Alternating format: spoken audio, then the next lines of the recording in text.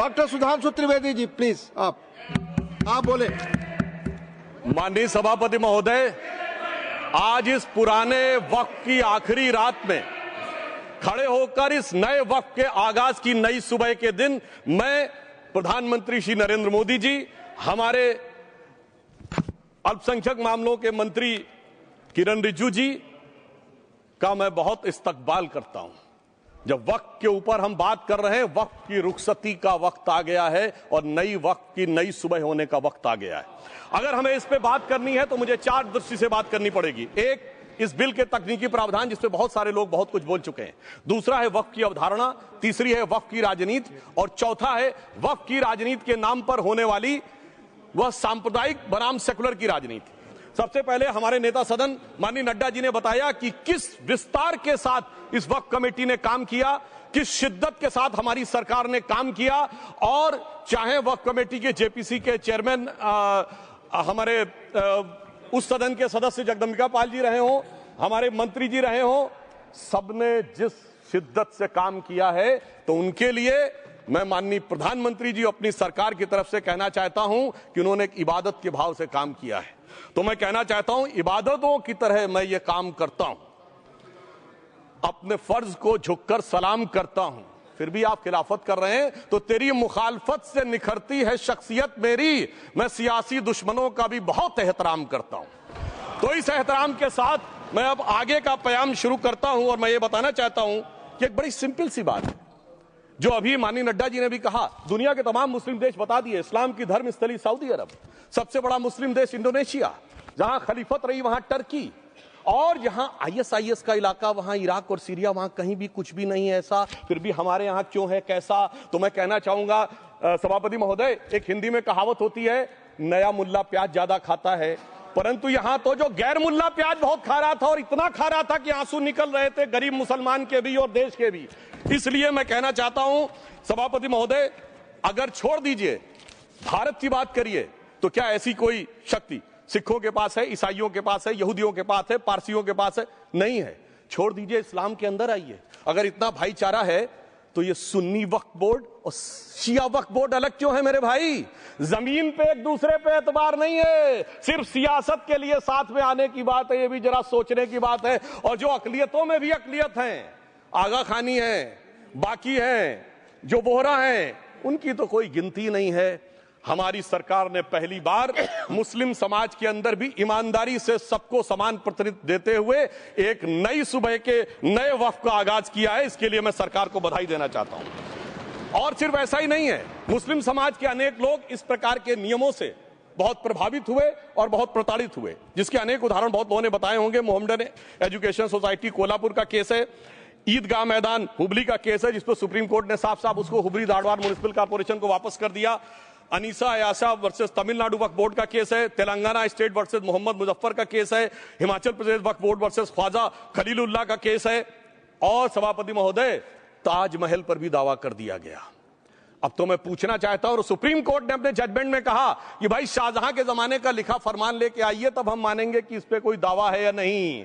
आप सोचिए कि अगर ये वक्त का कानून इसी ढंग से चला होता तो क्या होता। अभी हमारे जॉन ब्रिटास जी और मनोज झा जी ने बहुत सारी बातें बोली थी, एक प्यास की बात बोली थी, उन्होंने उड़ीसा के ग्राहम स्टोन्स का जिक्र किया था, तो उसमें तो कांग्रेस की सरकार सीबीआई की इंक्वायरी नहीं कर पाई थी। मगर जब ताजमहल का उल्लेख आता है सभापति महोदय, तो एक प्यास मुझे याद आ जाती है। जब शाहजहां जेल में था और दूर से उस ताजमहल को देखता था और उसे सिर्फ एक सुराही पानी मिलता था, और उसने औरंगजेब से कहा एक सुराही पानी और भिजवा दो, तो जानते उसने मना कर दिया। तो दुखी होकर शाहजहां ने फारसी में लिखा, ए पिसर तू अजब मुसलमानी, जे पिदरे जिंदा आप तरसानी, आफरीन हिंदुआन सदबार, जे देहंद पिदरावा मुर्दा देवम आप। मतलब तू कैसा मुसलमान है जो जिंदा बाप को पानी के लिए तरसा रहा है? तुझसे तो आफरीन 100 बार उन हिंदुओं को है जो पितृपक्ष में मरे हुए बाप को भी पानी देते हैं। और सभापति महोदय, मैं बताना चाहता हूं कि ये हमने ईमानदारी से मुस्लिम समाज के कल्याण के लिए बात की है, क्योंकि एक तरफ खड़ा हुआ है ईमानदार मुसलमान जो शराफत के साथ ईमान को गले से लगाए हुए हैं, और दूसरी तरफ कुछ चंद सरमाएदार हैं जो उस अमानत में खयानत करके शरारत के साथ उसके झंडा बरदार बनना चाहते हैं। तो ये मुकाबला किसके बीच में है? ये शराफत अली और शरारत खान के बीच में मुकाबला है। हमारी सरकार शराफत अली के साथ खड़ी है, हमारी गरीब मुस्लिम के साथ खड़ी है। ये गरीबों गुर्बत वाले गुर्बत अली और सरमाएदारे वाले गाजी खान के बीच का इलाका है।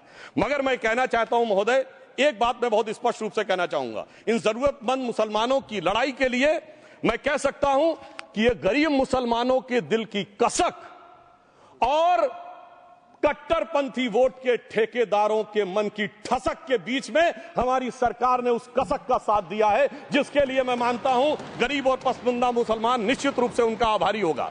हाँ, मगर जब इसकी बात आती तो भी माननीय खड़गे जी भी बोल रहे थे, माननीय संजय सिंह जी भी बोल रहे थे, मनोज झा जी भी बोल रहे थे कि साहब आपके यहाँ वो कितने पुजारी हैं और कितने किस वर्ग के पुजारी हैं। तो मैं उनको बताना चाहता हूं, केवल अकेले जूना अखाड़े ने पिछले साल 71 SC ST लोगों को महामंडलेश्वर बनाया है। अरे आपको हमारे सदन में बैठे हुए बाल योगी उमेश नाथ जी नहीं दिखते? वैसे तो कहा जाता है जात ना पूछो साधु की, मगर मैं बताना चाहता हूं विश्व हिंदू परिषद के 50,000 से अधिक पुजारी ट्राइबल्स में जो शेड्यूल कास्ट है जो काम कर रहे हैं। मगर मैं हद अदब से पूछना चाहता हूं, बताइए मुल्ला मौलवी मुफ्ती मुकर्रम बारी हाफिज में से कितने पसमंदा हैं? उसमें कितने जुलाहा अंसारी घोसी बताइए मिरासी कितने हैं? बाकी छोड़िए, पसंदला बोर्ड में है क्या? अरे वक्फ बोर्ड में है क्या? इसीलिए मैं कहता हूं खुद मियां फजीहत दूसरों को नसीहत। अगर ईमानदारी से बात करनी है तो उस पर आगे। मगर मैं एक बात और कहना चाहूंगा कि हमारी जो सरकार ने नाम दिया है, इसको उम्मीद नाम दिया है, और ये उम्मीद है किसके लिए? उस ईमानदार मुसलमान के लिए और देश के हर खास व आम के लिए ये उम्मीद है। मगर सभापति महोदय, कुछ लोग वो हैं जो उम्मा का ख्वाब पाले हुए थे। उम्मा शायद हमारे बहुत से लोग समझते हो ना समझते हो, पूरी एक एंटायर जो इस्लामिक खलीफत और राज होता है उसको उम्मा कहते हैं। उम्मीद वालों को तो उम्मीद की नई रोशनी दिख रही है, उम्मा वालों की उम्मीद पे पानी फिर रहा है। तो ये उम्मीद और उम्मा के बीच का भी मामला है। परंतु मैं ये भी कहना चाहूंगा सभापति महोदय, इसके बाद सिर्फ ऐसा ही नहीं था, प्रॉपर्टीज के ऊपर तमाम सरकारी प्रॉपर्टीज पे जिसमें बहुत डिटेल में हमारे साथी लोग गए, मैं डिटेल में नहीं जाना चाहता। भोपाल का विषय है, हैदराबाद का विषय है, मुंबई का है, लखनऊ का है, पटना का है, बहुत प्रकार से है। माननीय लालू प्रसाद यादव जी का विषय जब बताया गया था तो बहुत ज्यादा हमारे मनोज झा जी बोल रहे थे, तो अब मैं उसके डिटेल में नहीं जाना चाहता हूं। सबने वो वीडियो देखा है। बस एक लाइन में उनके लिए कहना चाहूंगा, वो कुछ भी बोल रहे हैं, जिसे कहते हैं बिगड़ी बात बने नहीं, लाख करो किनकोए, रहीमन बिगड़े दूध को मथे न माखन होए। अब जो बोलना था वो बोल चुके, सबके सामने वो आ चुका। अब एक बात और है, दूसरे धर्म स्थलों के बारे में विषय आता है, तो मैं याद दिलाना चाहता हूं केरला के कैथोलिक चर्च ने 31 मार्च 2025 को जो लिखा, सिर्फ उसकी लास्ट की 2 लाइन बोलना चाहता हूं।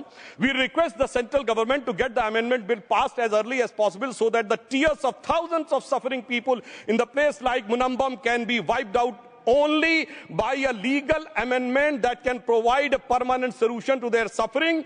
We urge all the MPs from opposition party to support the bill so that the historic legislation can become unanimous.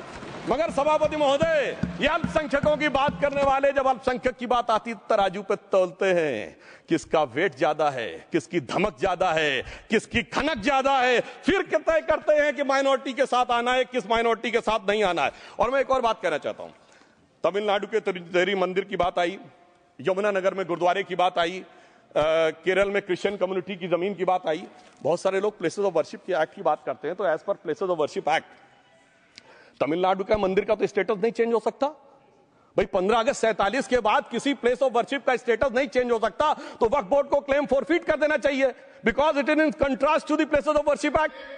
परंतु अब सुनिए, यही गुरुद्वारे के बारे में भी होना चाहिए। मगर सभापति महोदय, चाहे वक्फ बोर्ड का एक्ट हो, चाहे प्लेसेस ऑफ वर्शिप एक्ट हो, एक ही को फायदा होना है, जिसे कहावत में कहते हैं खरबूजा छुरी पर गिरे या छुरी खरबूजे पे गिरे, आखिर में कटना भगवे रंग के खरबूजे को ही होता है। अब मैं यह भी बताना चाहता हूं कि इन संपत्तियों के द्वारा जो कुछ हुआ, उन्होंने इतनी चीजों को लिया है, इतनी चीजों को लिया है। एक पुराना उर्दू का शेर है कि मिटे नामियों के निशान कैसे कैसे, और ये जमी खा गई आसमां कैसे कैसे।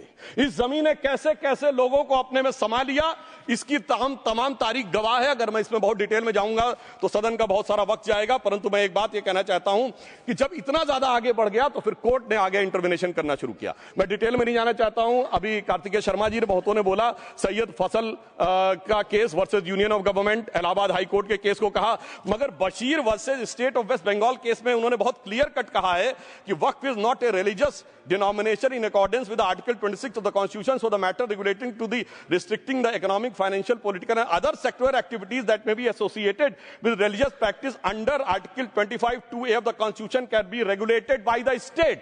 तो मुझे लगता है अब इसके बाद कोई किंतु परंतु का स्कोप नहीं रह जाना चाहिए। परंतु उसके बाद भी सभापति महोदय जो कानून को न माने, जो कहे संविधान को नहीं मानेंगे और जो ये कहे कि साहब अदालत के आदेश को भी नहीं मानेंगे, तो फिर इसका मतलब उसके मन में तो एक ऐसी बादशाही आ गई है। इसके लिए मुझे सभापति महोदय वो पुरानी वाली फिल्म अगर लोगों को याद हो तो मुगले आजम का वो सीन याद आता है कि जब अकबर ने अनारकली को कैद कर लिया तो सलीम कहता है जब्त मैं करूं जिसकी की जमीन वीरान हो गई है, जब्त वो न करे जिनके सिर्फ शौ के बाद चाहत को ठेस पहुंची है।